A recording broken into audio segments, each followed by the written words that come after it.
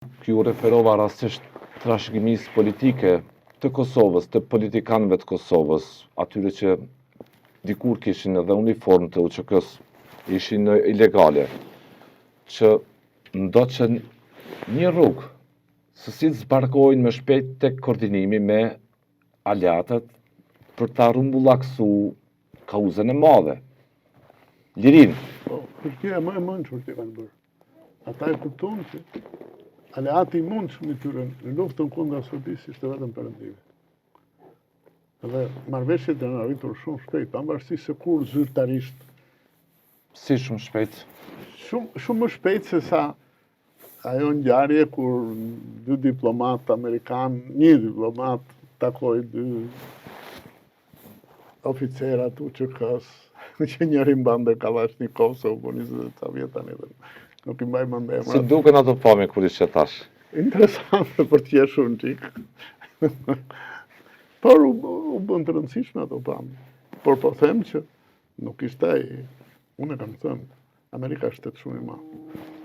Dhe natyrisht ka opinionet ndryshme atje brenda, ndër figura e presidentit është ajo pastaj që i mesatarizon të gjithë opinionet në rastin e Kosovës.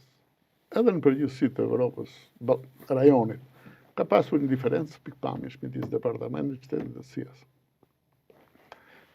Ka pasur një ndryshim, nuk them themelor, por departamenti, ju e dini, tentoi ta bind Miloševićin që të binte dakord për një kompromis deri një natë para bombardimit. Holbrooke ishte, po?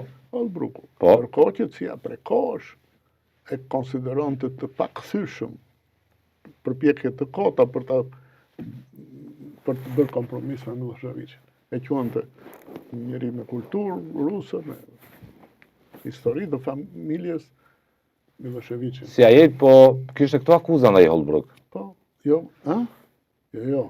Milošević, po. Ishte i pa korrigjueshëm. Kjo ishte ideja sipas CIA-s.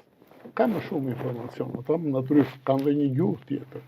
Gjuhë e diplomacisë është tjetër gjë, është më e butë, më e ngadalshme. Në e mikluar.